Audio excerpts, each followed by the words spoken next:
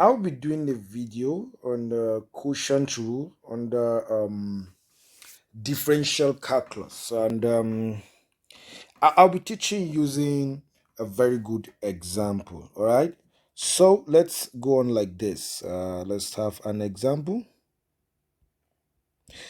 Let's say our y is equals to x squared minus 1 all over x squared plus 1. And we actually wish to work out this question, quotient rule. Let me just give you a small, let me teach you something about quotient rule. Now, if, let me have it here. If y is equals to u over v, and they are all function of x, then the differential dy by dx will actually be v, okay, x, then dux by dx, good, minus u, then du dv x all over dx, all vx squared. Now this is the formula that I'm going to be using, so it is very important that you take note of this. All right, then we'll move and actually finish the question.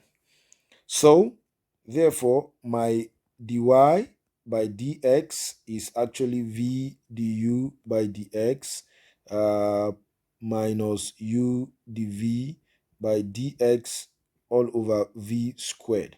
Now in this case, my u is equals to x squared minus 1, and my v is equals to x squared plus 1. So we'll move straight to actually analyze and work it out. So dy by dx will be equals to, remember I'm keeping v, so I'm going to keep x squared plus 1. All right, then differentiate u. Differential of u is just 2x. Good. Then minus, we'll keep our u, which is x squared minus 1. Then I differentiate my v, which is 2x as well. Then everything here is actually over x squared plus 1 all squared. Remember that is v. So we follow the rule. We've gotten our differential expression, so we just need to expand and simplify. So the first one, when I'm opening the bracket, I'm going to have 2x cubed plus 2x. Then I'm going to have minus 2x cubed.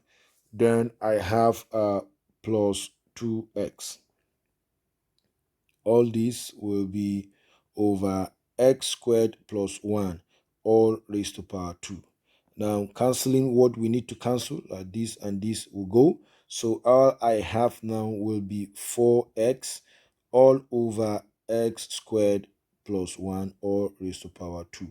And that is my dy by dx. So I'm going to leave my answer like this, or better still, if I wish to leave it like this, that is dy by dx is going to be 4x. Using the knowledge of indices, this is going to be x squared plus 1 all raised to power minus 2.